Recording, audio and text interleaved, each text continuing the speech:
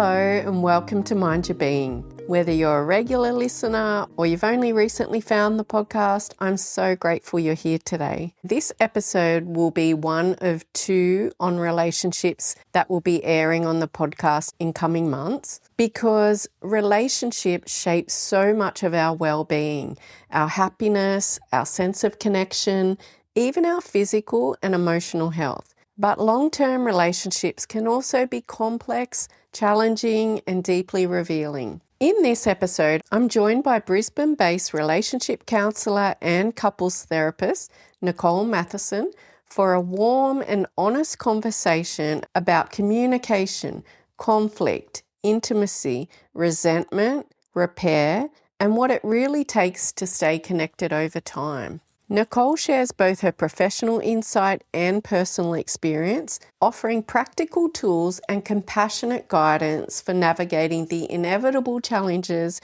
that arise in relationships, especially through the transitions of midlife. Whether you're in a thriving relationship, feeling disconnected, or simply wanting to understand yourself and your patterns more deeply, I think there's so much wisdom in this conversation and I hope you'll find it really helpful. Please enjoy this episode with Nicole Mathieson. Welcome to Mind Your Being, Nicole. Thank you for being here today. Oh, thank you for having me. It's a real pleasure to be chatting with you today. Thank you. So you're a relationship-focused counsellor, and I've asked you on today because relationships are so important for our well-being and our overall health. And I've asked you on to talk about when relationships are in a bit of trouble, people are having trouble communicating. We're looking for some advice on how people can navigate conflict in their relationships. But before we get into all of that, could you give us a background into you and how you came to be a relationship-focused counsellor?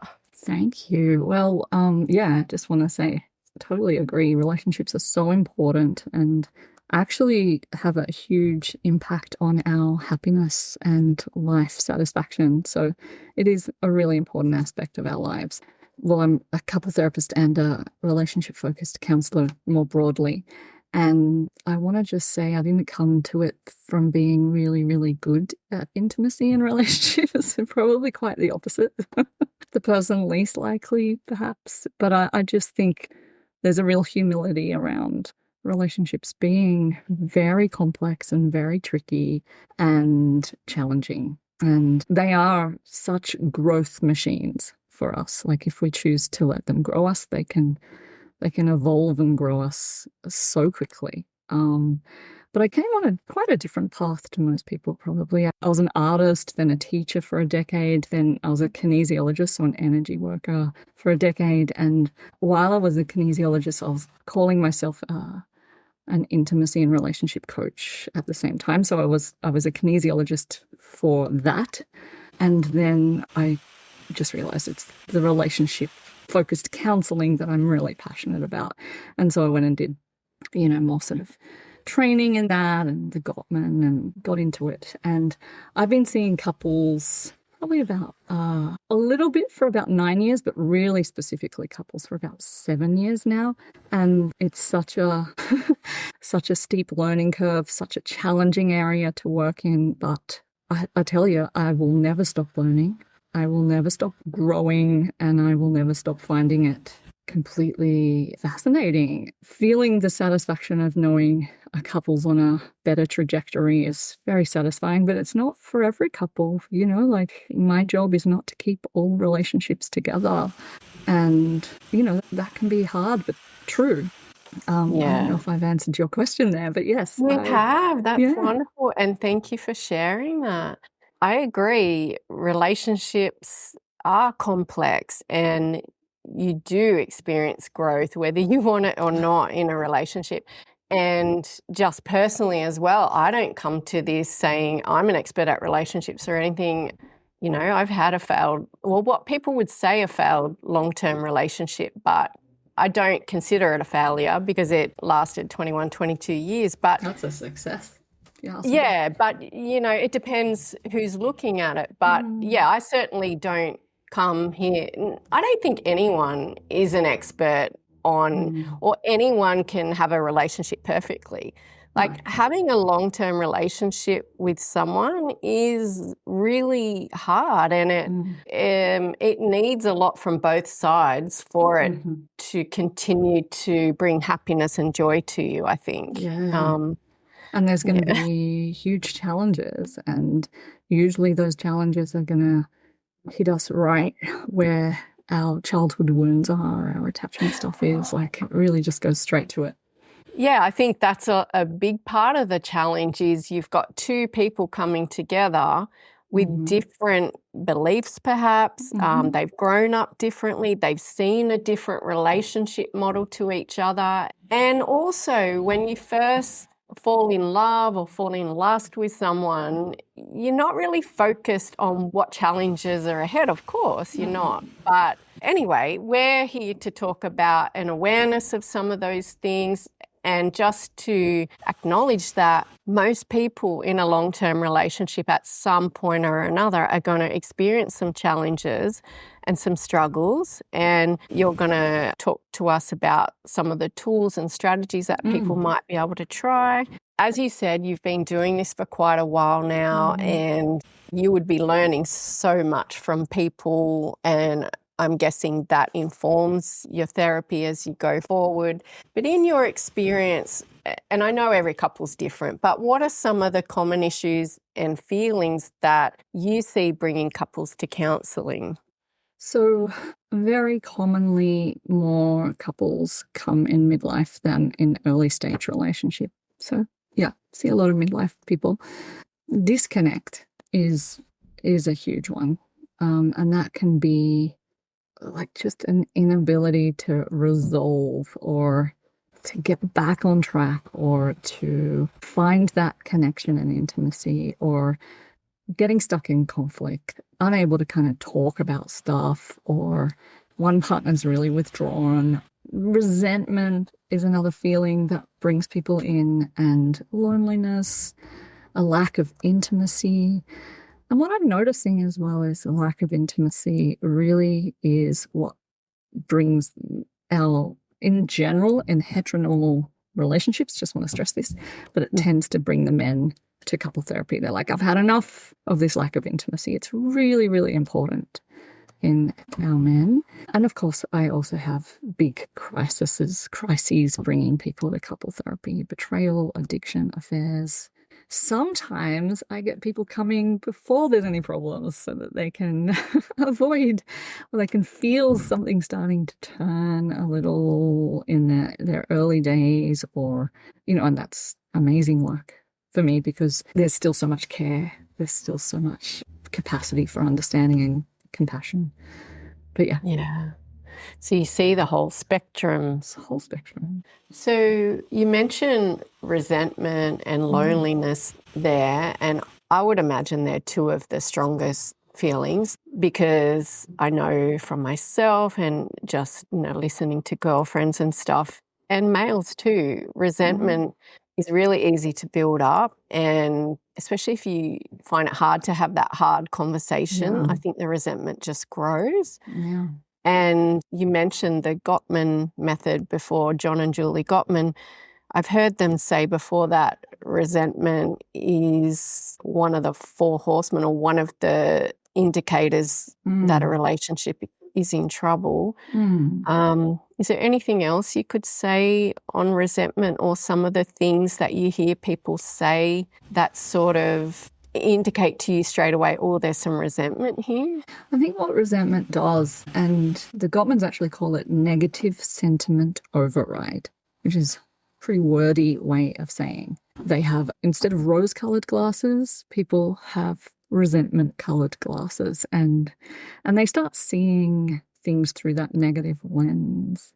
I'm actually studying Terry Reel's Relational Life course at the moment, and he has a different term for it. He calls it a core negative image that we have of each other.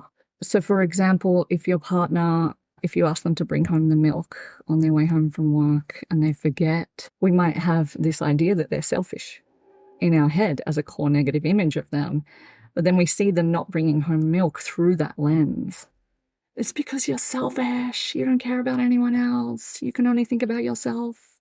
So resentment means that we're really easily kind of triggered into these stories of woe that we have of our relationship and of the other person. And we're much more easily kind of triggered into that kind of, I call it yellow or red brain. I use a traffic light brain system. Well, I just find it an easy way to share about the brain with couples. So maybe I'll go into that here and we can keep talking about it as we go along. But green brain being our frontal lobe, when we are able to, see both sides, be reasonable, care about the other person, maybe even ask them how they're going, and communicate well. Yeah. Hear things, take on information. Our brain is optimally functioning. Yellow brain, we've gone into a kind of mammalian limbic brain where we are vigilant for, is our connection okay? Are we okay? Do you care? And we're looking for signs of that. And then red brain being fight or flight, we're triggered into that reptilian brain. It's all about, are we safe? And so what resentment does is it more easily takes us out of that green brain and into something that's going to more readily take us into something that could erupt.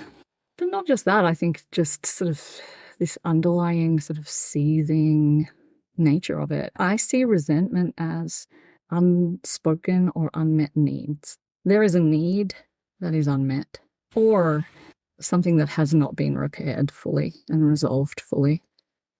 Yeah, they say that often arguments, they seem to come back to the same issue. Like they might be arguing on the surface about one thing, but they say that often couples have their own issue that's underlying that they keep coming back. And I hear a lot of people say, particularly my male friends, I guess, will be like, oh, why is she bringing that up again? Yes. Like I think sometimes the male, I mean, this is really stereotyping. Sometimes one person thinks, oh, we've cleared all that up. Yeah. And the other person, as you said, feels like it hasn't been resolved, and slowly that resentment builds up, I think. That's right.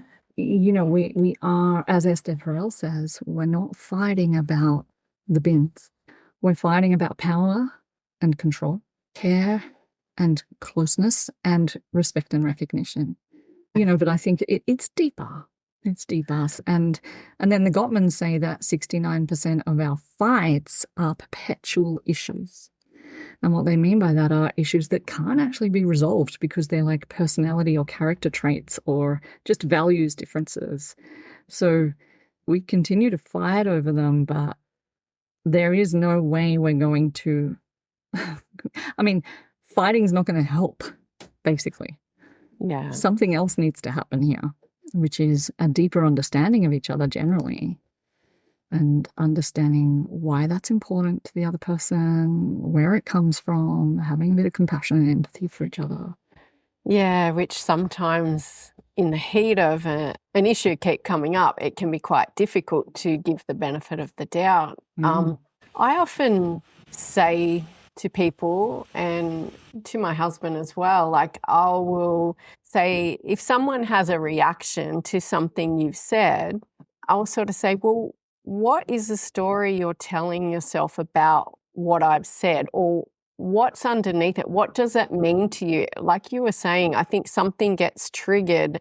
I don't know, for example, it could be they feel like you don't care about them or you don't have time for them, or is that what you see, like underlying issues and feelings where people feel neglected is quite often the case. I mean, I think you put it really well initially there where you were saying we come together, but we have very different systems.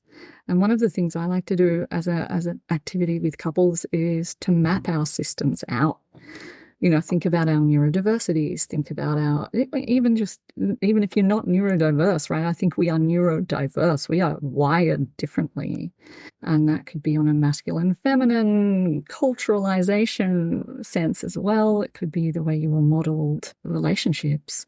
It could be trauma. It could be sensitivities. It could be belief system stuff. But we have two completely different systems meeting with different expectations, and our complications start, right? This is why it's complex, because one person's needs means the other person has to override their own system or belief, or, just amazing how we choose a partner that just happens to point their stuff right at your triggers. Like every single couple I've ever seen, it is right at this thing that gets me is where you are having a deep need yourself. But yes, so it's very complex. I don't think it's a coincidence. You're seeing couples come in and they've just happened to attract a person who, as time goes on, may trigger some of their childhood wounds or attachment issues. So you said you see that with every couple who comes to counselling, and is that revealed as time goes on, or how do you help people to see each other's point of view and where their behaviours might be coming from? Well, I think that's a really good question. And, there's multiple stages to that. Like, it's not a bang first session sort of thing. But initially I get people to adapt a communication technique, a Gottman technique, actually, where they have to reflect back what they hear and acknowledge the other person. Could you give us an example of like a general situation and what a reflection might sound like in a particular? Well, it could be as simple as I get them to choose one topic, right? Because this is a communication tip for everyone out there. Choose one topic and go deep rather than wide. Because if we go wide, we're going to start bringing in the kitchen sink, and then 5 years ago you did this, and then 10 years ago you did that. One topic. So it could be, how you didn't take the bins out the other day really made me feel, right? Maybe I'll get one person to speak about how that made them feel, and the other person will be taking notes so that they can reflect back what they hear. And so they're going to be saying, okay, so what I hear is that when I didn't take the bins out, you were telling yourself a story about blah, blah, blah, blah, blah. And it really hit hard because of this reason and this wound. And then I get them to acknowledge each other. And so acknowledgement, I remind my clients, is not you're right, I'm wrong, not I agree with you, and not even apology. Apology is always welcome in my eyes, but it's not what acknowledgement is. You do not have to agree to acknowledge. And acknowledgement is the missing piece often in communication. It's very, very powerful because it's what our soul needs to hear, a genuine acknowledgement. And really what acknowledgement is two things. It is, that must suck, to whatever degree you understand that it must suck. Flesh that out. That must suck because I know how important it is that we're a team. That must suck, and I get it. Those two pieces, they're powerful. Sometimes people are just using my script of that must suck, I get it. Very basic. That's a good start. We can move from there. It takes a little while, a little practice. But really, I think you were sort of saying before, if someone is distressed by something we've done or said, that's a relational issue. It's not something to go, well, you shouldn't be. And that's what I was going to bring up. I think the acknowledgement, as you say, is the opposite of what can happen a lot of times is just a dismissal or a I don't care. And as you said, it's not to view it as right or wrong. We can agree to disagree. Two people are going to have different opinions, but that acknowledgement piece, as you said, it offers that validation for the person who felt something about the bins not being taken out. their partner just reflecting back to them and acknowledging just provides that.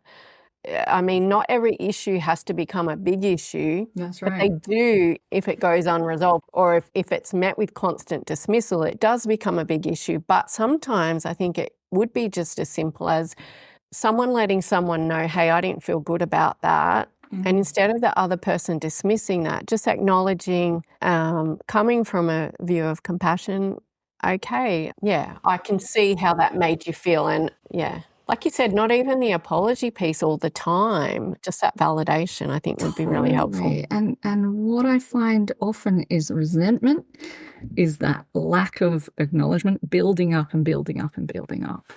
And it's like it becomes a protective layer of disconnect in couple. Like it sits between them. It's prickly. It's easily triggered, especially in a woman when we are holding resentment.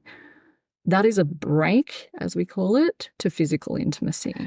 And for our masculine ones, it's not a break. Like there could be problems and then the physical intimacy is the bridge.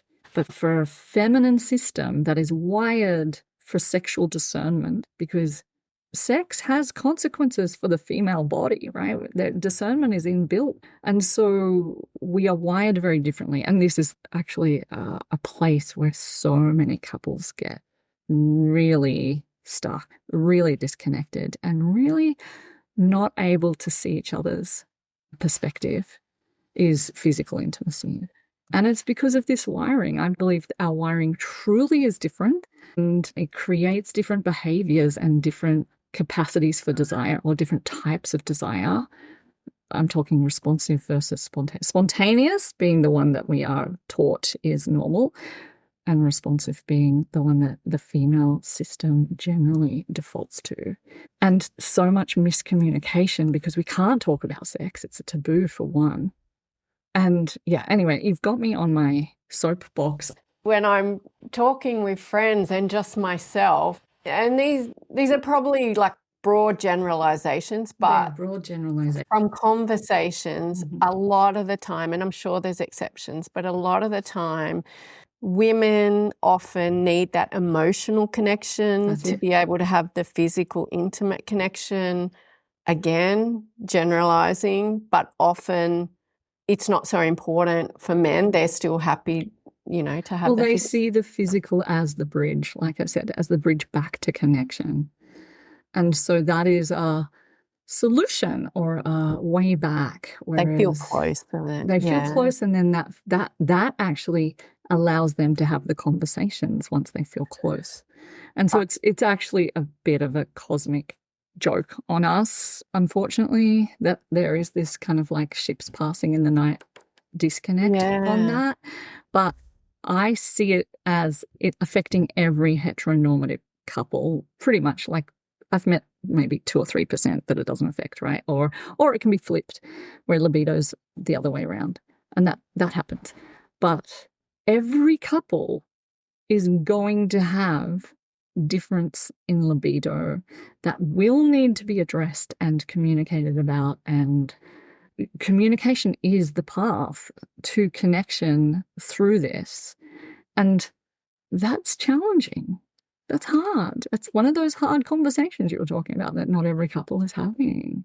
It and is. then resentment builds and the stories build and the core negative image builds. Especially the longer you prevent having that conversation, it can kind of fester underneath. I imagine, and you can tell me if I'm right or wrong, I imagine a lot of the couples coming in midlife, you said intimacy is often a big thing discussed. And obviously with changes in a woman's body with perimenopause and menopause, there's actual physical changes that can happen. Sometimes intimacy can become uncomfortable and there's things we can do, but it's a very, and throw in that midlife itself for men and women is just a big time of reassessing or looking at our identity and how do we want to live our lives going forward. But when you get the couples who come in, and I guess at some point in the first couple of interviews, intimacy sort of comes up maybe as an issue, How do you help couples move through this? Obviously, it might take some time, but what are some of the things or advice that you give to couples to help move through this so that down the track intimacy, people can reconnect? It's a couple of things. I really try and create a safe space where we can talk about sex. And that's one thing, because I think it can feel really fraught and maybe they haven't broached it enough. And so within boundaries and with the practice where we're going to listen, we're going to reflect, we're going to acknowledge no matter what, I'm really trying to create a safe space. That's one thing. I also really try and educate just that difference in wiring and culture and influences. The other thing is I encourage curiosity rather than any presumptions and assumptions. And I also make my couples usually take a pact. And initially they're like, we don't need this. Of course, we're two consenting adults. But the pact is that anyone can say no at any point with no consequence, no guilt, nothing. And I know it sounds really basic. And yeah, for most couples, they're like, of course, it's always consensual. But actually, when they have agreed to this and shaken hands and really understood that, what I notice happen is something shifts and we can start really building from the ground up of safety and trust and communication and desire. And what I also notice happen when we don't have that pact is a lot of women are saying no to a hug because they don't want that to be construed or pursued or expected to turn into sex. And so what this saying no at any time means is you can say yes to affection, a hug, a massage, dry humping, whatever it is, right? Like, go for your life. And at any point you can go, do you know what? It's not going to happen for me today. Let's just leave it there. But this has been fun. Or I'd really love a lovely hug in bed. Let's make that happen, but I cannot promise this will turn into anything. So let's just see where it goes. And what it does is it opens up a maybe. It's not just a yes or a no. Because with responsive desire, in that moment when we are asked, do you want to have sex? Our system is so far from a yes that we say no. You're talking about females in general. The female responsive desire system, but it can be men as well. But the responsive desire system is so far from a yes that feels like pressure. And pressure is a desire killer. And so, oh shit, how am I going to get to a yes? Oh, they're expecting it. I'm disappointing them. I feel guilty. They have so much disappointment in our sex life. Like, that is a desire killer. And so we're not just at neutral. We're now in a state of distress. And we're going, I can't get to my yes from here. And so I want to decouple couples or untangle them from that question of do you want sex and more into let's have a hug, and responsive desire ironically responds really well to no pressure and feeling their way in and, oh, this is actually feeling good. Now my body is starting to get more excited. This is a maybe now. Yeah. Maybe a little massage here or so we explore that somewhat with my couples, yeah. Is that generally met with an open mind or do you sometimes get a bit of pushback? It really depends. We are talking full spectrum of responses, but the negative response I get is a kind of disbelief that the female system is wired differently and a sort of hunkering down on the story of this is them not finding me attractive. This is them not desiring me. They don't love me.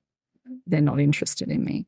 Because there's so much pain there and it maybe feels risky to have that hope again or, to open their hearts again to that. And so it looks... It can be hard on both sides. On both sides, and that's we need compassion for both sides, I think.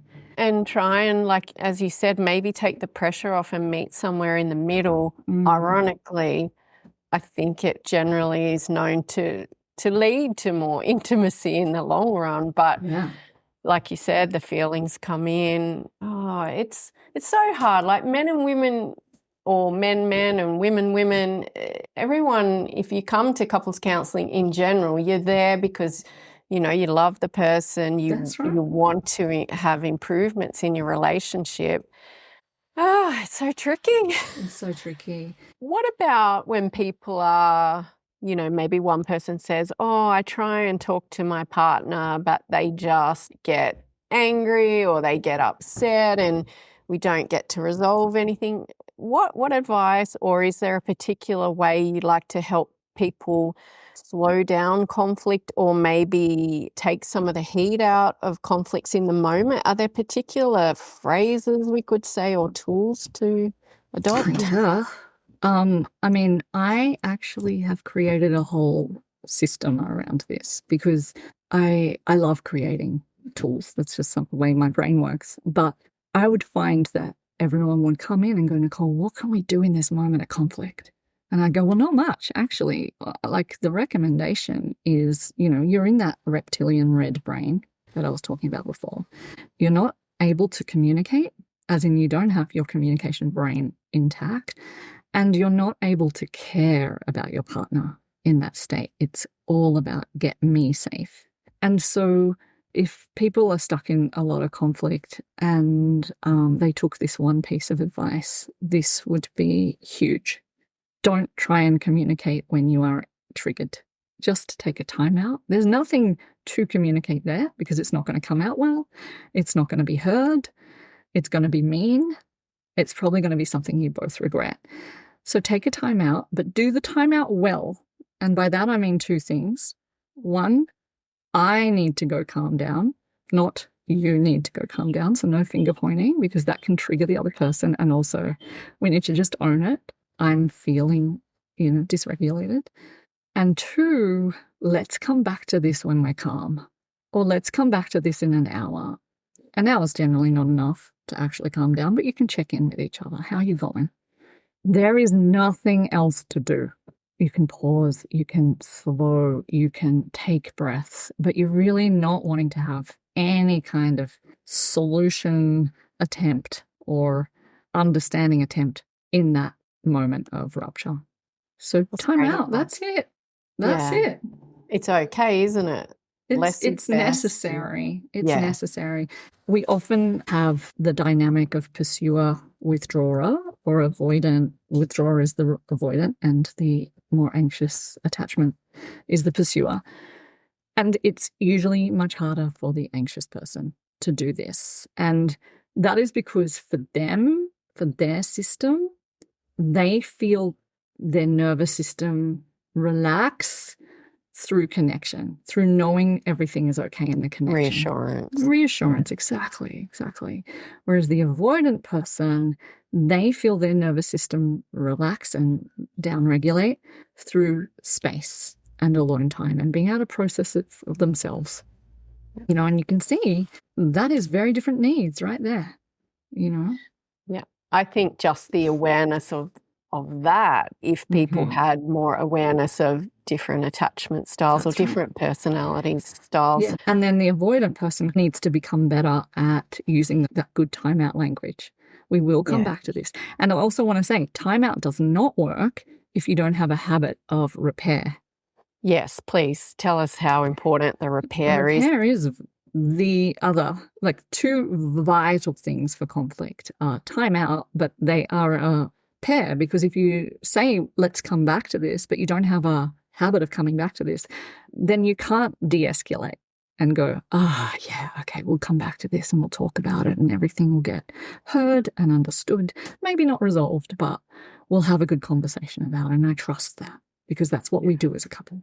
If you don't have that as part of your understanding of your relationship, how do you take a time out? Right? You can't, because no, we're not going to come back. Well, you never come back. That's not going to happen. We need to sort it all out right now. So repair is necessary to help Once people get really good at repair, what they find is that conflict is shorter and less intense, or doesn't happen at all. Doesn't even need to get there. Let's stop talking now. Let's go for a walk instead. Like let's go make dinner together. We'll come back to this later. So they're calling a timeout before they're even in that red brain. They're doing it from yellow brain. And so repair, I mean, I think the statistics from Gottman is that it doesn't actually matter the size of your conflict, the frequency of your conflict. What matters is how good you are at repair to say whether you're going to last, to say whether you're going to be a thriving couple or a couple that doesn't make it. Repair is the key ingredient. And basically what repair is a very hard conversation that happens in green brain. So when we are able to hear and care and communicate, and it basically has the ingredients of checking back in, going, hey, how are you doing? Let's talk about what happened yesterday or the day before, and taking ownership of your part in it. Like, I acknowledge that, I came in really strong there, and I, must have sounded like an accusation, and I understand that wasn't very nice to receive, But what was really hard for me is the way you blah, blah, blah, blah. But I want to acknowledge my part, and I want to hear an acknowledgement from my partner for their part, and anything else that's really needed there, but usually a kind of like, so next time, what are we going to do differently? Yeah. That conversation is very different to, well, you are this, this, and this, or you made me feel this, this, and this. Yeah. I think one thing to really look out for with that is not trying to go for a repair conversation when you're actually not in green brain. And I think often that happens, right? We're maybe in yellow brain, we're still like, vigilant and looking for errors and trying to point fingers, perhaps, and let's repair. You need to apologize, and it never goes well. And then you're straight back up into kind of conflict again. So you really do need to be like, hey, how are you going? You have an interest in the repair and an interest in the other person's well-being. There's so many couples that don't have repair at all, and they're just stuck in this cycle of conflict, constant. And then how do you move forward from that? That's right, yeah. It's all swept under the carpet. Look, I think my generation of parental relationship modeling was, let's sweep it under the carpet. Like, it just wasn't something they did. Well, that's an important thing, isn't it? Same. Or in my case, a lot of screaming match. The other side, it was too in your face, I guess, growing up as a kid. But that's an important point, is it's really important for our kids to see healthy conflict and healthy repair, because otherwise they would grow up thinking, well, we don't talk about those things. Or if they don't ever see the repair, I've heard someone say that that's quite important to be modeled to people, to our younger generation as well, how to have that repair conversation, what that looks like. Yeah, I have a relationship motto. I can't promise I'm not always going to do or say stupid shit, but I can always repair. Yeah. And I think that's a really lovely message to our kids. I just want to acknowledge, I get why couples don't do it, right? Because if there is a lot of conflict and a lot of like yellow-red brain stuff, going back in and bringing it back up is really scary. Oh, we're actually getting on right now. Why would I go there? Just want to acknowledge it is hard. It's more a long-term benefit, I suppose, and just having to get good at it and having to have that as part of your relationship toolkit. It's so worthwhile. Yeah, like you said, for a time when you first come and you're working through issues, there are going to be uncomfortable times, uncomfortable conversations. But as you said, build up tools and strategies, and then going forward, hopefully help your relationship thrive. Yeah. That must be rewarding to see the growth in couples and the different way they relate to each other as time goes on. Oh, look, unbelievably rewarding, and it's so great when they don't need me anymore. When they really, really get it. It's just brilliant. But sometimes they really start by not having the guts to do it unless they're in a session with me. And that's a training wheels are on sort of thing, which I think is fair. there are skills to learn. We might not be good at it yet, but with a bit of practice. I think it's unfortunate around counselling in general, and certainly relationship counselling. I think there's still a stigma that exists where people think, well, I'm failing if I have to go to counselling, or I'm failing in my relationship if we have to go to counselling, which is not the case. I think it's actually a strength to ask for help and to seek help when you need it. What are some of the signs in a relationship or in how someone's feeling in their relationship when you would suggest that maybe they consider seeking help? I kind of use the metaphor of a car, right? Like if you really care about your car, but you don't service it, you don't really care about it. Like there's niggles or sounds happening and you just like avoid, ignore, let's not go get it serviced or not do that maintenance. I obviously am a big believer in couple therapy, but I think it is such a way of strengthening your relationship and showing how much it is a valuable thing to you. And there's such stigma. And a lot of people, even when they come, they're like, we're not that bad. It's fine. Really trying to make sure that I know the problems are really small and we're fine. So I think to answer your question, when to go to couple therapy, if your partner is asking you to go to couple therapy, that is a really good sign that it's time to go to couple therapy. Something I heard the other day, which I think is important to point out, often in midlife, people might go, oh, my partner's changed, or because as I said, it is that time you start to reassess your life, you become aware that we're not going to live forever. But I think it's important to point out that relationships are dynamic. They are going to keep changing as people grow and evolve. And I think what I see and what I've experienced myself is that you either are going to grow together or you will grow apart. Yeah. Well, isn't it good that we're not the same people we were when we were 20? Of course. Yeah. Yes. But I think that can be a source of resentment sometimes. People might say, well, you've changed, or we used to do this, or you used to want to do this. Why aren't we doing that anymore? But I think it's important to allow people room for growth as well and independence within a relationship.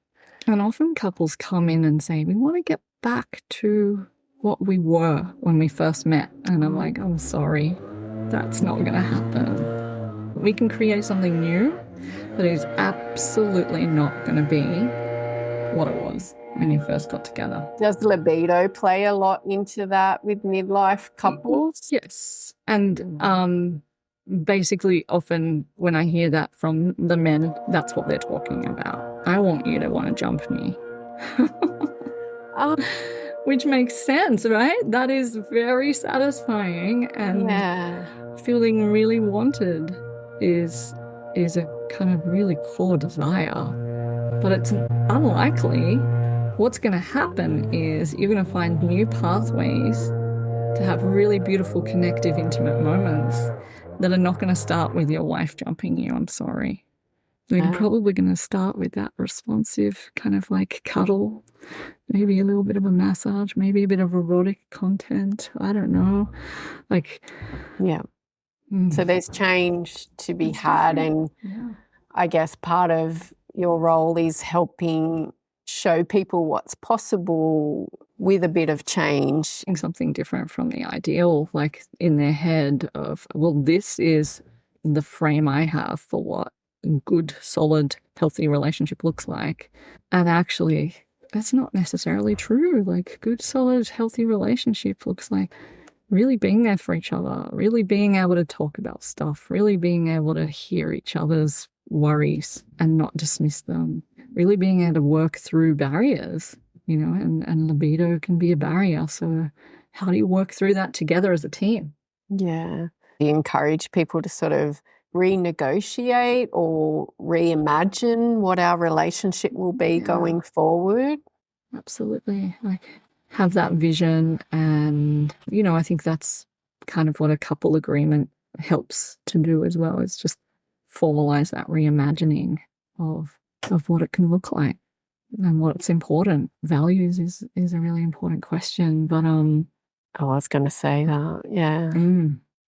So ultimately, couples counselling or people getting their own counselling, some relationships aren't going to make it the distance. Yeah.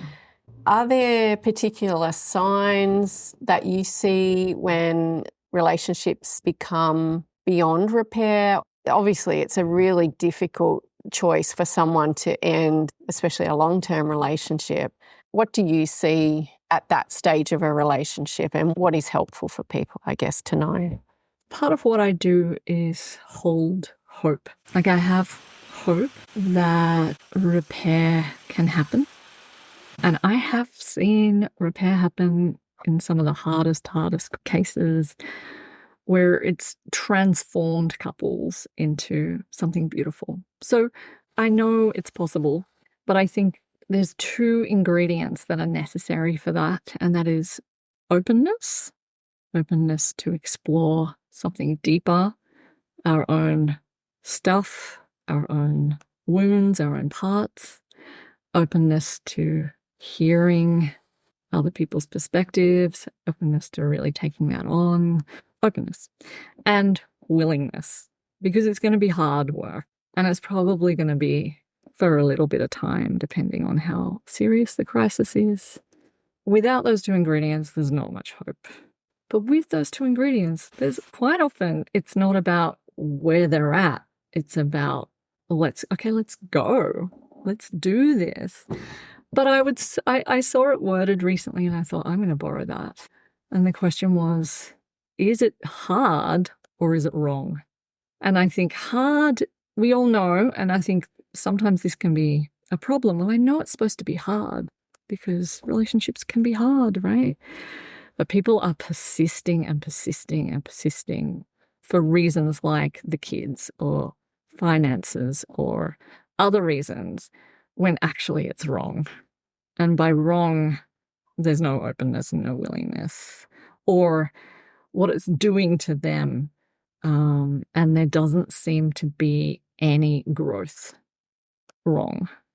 But it's never for me to say, really, like, I'm never, there are maybe occasions where I'm really having serious conversations with people going, you don't have to stay in this. Why are you staying in this?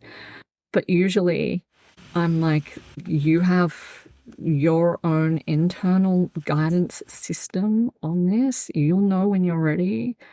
Where are you at? Are you still in? Is there still something in you that wants to keep trying different ways so that you know, I tried everything and nothing worked? Or are you out? You know, it's an individual's choice and their system, and who am I to say what's a good relationship and what's not, really? I mean, I do have a kind of idea, but what's good for me is not what's good for another person necessarily. Like, obviously, everyone's different. We've grown up in different families. Yeah. Exactly. We're back to different systems. Like, I wouldn't put up with that shit. No, right? No way. But if your internal system feels a comfort and a capacity, and I mean, obviously there's unhealthy, unsafe. Yeah. There's different degrees. But yeah, I think that's a good question, right? Is it hard or is it wrong? And yeah, I like the way to look at that. Yeah. As a generalization, what do you see that healthy, or couples that get to healthy and are thriving, what are some of the ingredients of that relationship? Good repair, not pursuing conversations in red brain.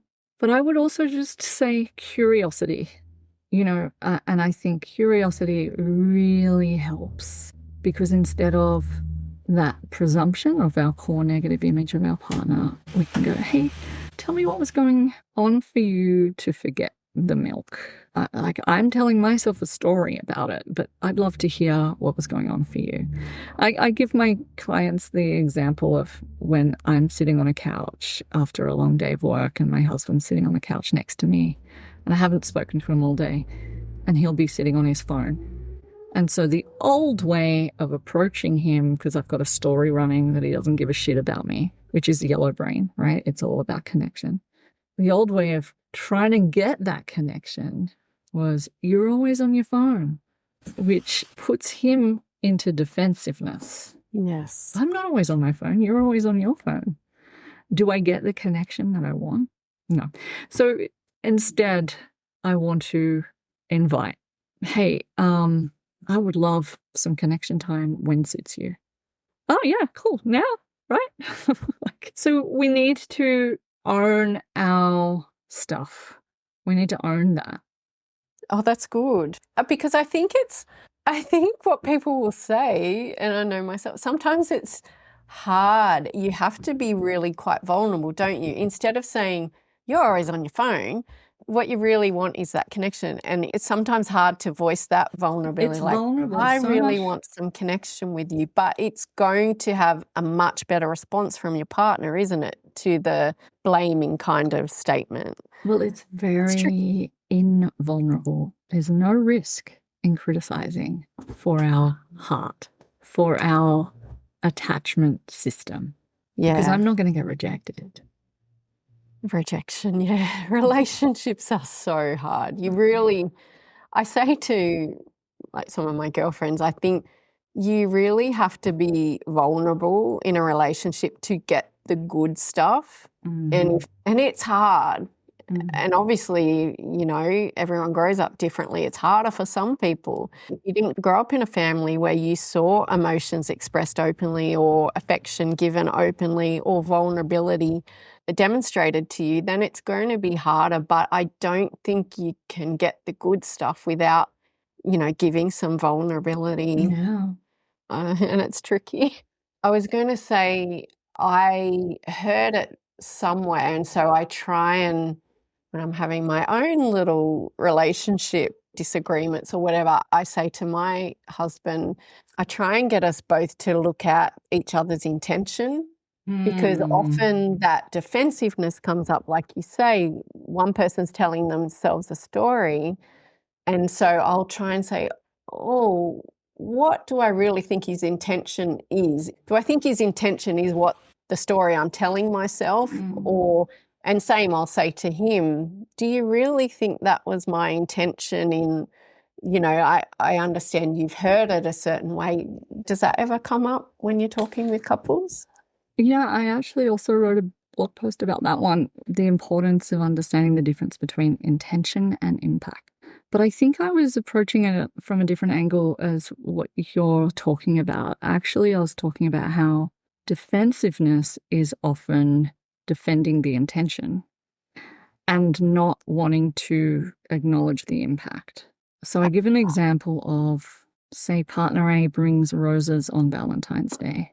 The intention is romance and love and connection, right? Beautiful. But maybe partner B is allergic or has a relationship with roses that is negative. And so the roses create distress. And then relationally, this can be really tricky, right? Partner A is like, you can't appreciate a nice gesture, both trying to be nice, you're ungrateful. And they're like, you don't know me, you don't care, blah, blah, blah. Right? Where actually partner A needs to be curious about that impact rather than defensive.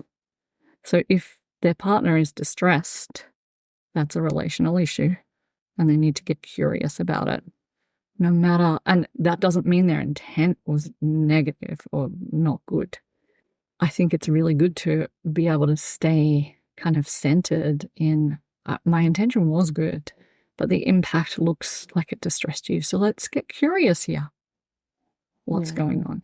And I think it invites more curiosity when we can stand in, I didn't want to hurt you. I didn't try and hurt you, but I have.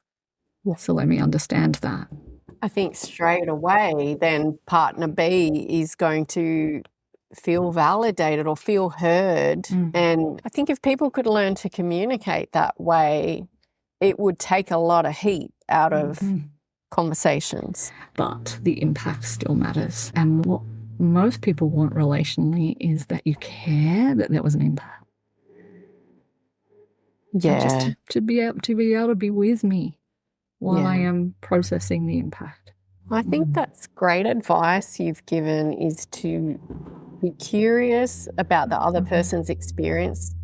Because if you care about the other person and your relationship, the curiosity is going to help you have more compassion or see things from a different perspective, which is really important in a relationship, isn't it? Yeah. And your advice on taking time out when conflict, like heated conflict arises, because as you say, sometimes we'll express things that are very hurtful and not helpful actually for moving forward in the heat of the moment. So take some time out is a great advice. Is there anything else you'd like to share with couples today, or any other tips? I think sometimes it all starts with just going, hey, something's not working here. Vulnerability. Like, let's do something about this. What could we do? We're really stuck. I think all change starts with a vulnerable reach. I don't want us to be at war with each other. I don't want us to be this disconnected. I don't want to feel lonely with you. I want us to work. I want us to grow old together. I think we need to shift something up. What would you be comfortable with? Should we read a book? Should we do an online course? Should we listen to some podcasts? Like what? There's so many things, so many options.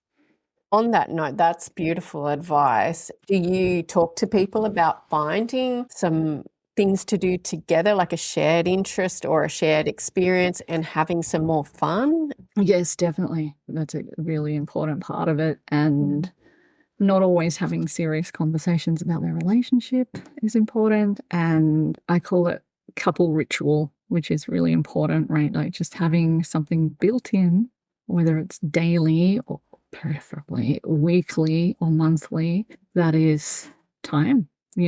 My husband and I, every morning we go for a dog walk together, and it's a ritual. It's not a serious conversation, but it's a ritual we do together as the sun's coming up. And beautiful. Like we do that even when we are not getting on, and it's it is the thread that keeps us connected. Every morning on our walk, we'll ask each other what we're grateful for. We have ritual. And ritual, I think people are like, oh, it should just be easy and spontaneous, and we just flow, and we don't have to think, and we don't have to plan. And I think actually get some structure. It's the thread that'll keep you connected through thick and thin. It's a nice shared experience. There's time for both spontaneity and ritual. And you're both saying there, because you said you do it even when you're not getting along, you're both saying, you matter to me and I want to spend some time with you, even if it's just a walk in the morning. I mean, it's not just a walk, it's lovely time. And our nervous system responds well to walking, and walking together side by side is not intense. We're going to have to ask our brain to find something we're grateful for, even if we're cranky with each other. Yeah, that's great. Thank you. I wanted to ask you, are there any other rituals, practices that you do for yourself to mind your well-being? I'm pretty big on mornings. They feel a bit more potent to me. But I have a little moment on my morning walk. My husband takes the dog and off they go, and they leave me with a tree for a little moment. So I have some little spiritual moment with myself, my little prayers. But I have a couple of really strong networks of support, of friendship groups, of people supporting me, therapists, that kind of thing. I have some breathing and shaking activities that I'll do just for my nervous system, some bare feet on the earth type practices. So yeah, I take my well-being really quite seriously, because I don't think I could do my job if I wasn't feeling well. Like 100%. Sometimes when I'm not 100%, it's much harder. So I have good sleep, and I try and look after what I'm eating and that sort of stuff. I look after my relationships. Like I take them very seriously, obviously. Thank you. They're beautiful practices. They are so important, the relationships. They impact our health. You know that study, the Harvard Adult Development Study, where they followed the same groups of people, some of them for over 70, 80 years. And what they found consistently was one of the strongest indicators for how long we live and how well we live, our happiness, was our relationships. Yeah, I've heard that one. Even compared to other things like your blood pressure and blood glucose and stuff, relationships is that important. Where can people find you and the resources you spoke about online? Online, they can find me really in two places. One is my website, which is NicoleMathieson.com, and that's Mathie, just to be tricky, SON. And the other one is Instagram.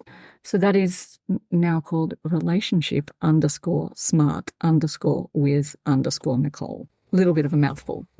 Relationship Smart Ideas. I have a Relationship Smart podcast. I have a Relationship Smart YouTube and Relationship Smart with Nicole Instagram. So Your brand. Yeah, I love it. We want to be relationship smart, right? For sure. The alternative is not too much fun. Final question. What gives you hope about working with couples?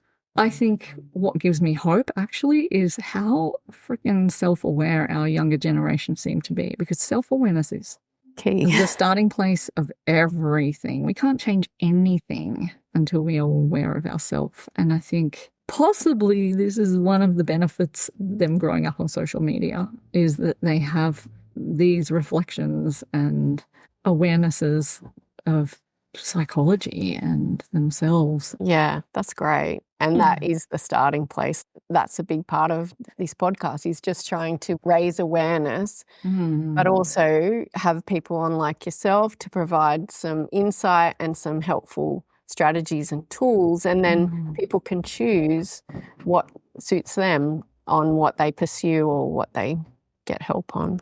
Yeah, exactly. Yeah. Thank you so much for your time today and coming on. I appreciate it so much. It's been such a pleasure. What fun. Thanks, Cass. Thanks so much for listening to this episode of the Mind Your Being podcast. If you enjoyed it or found it helpful, please follow the show wherever you get your podcasts and share it with a friend who might enjoy it too. If you have a moment, please leave a quick review. It really helps others discover the podcast. Thanks again for being here. Take care, and until next time, mind your being.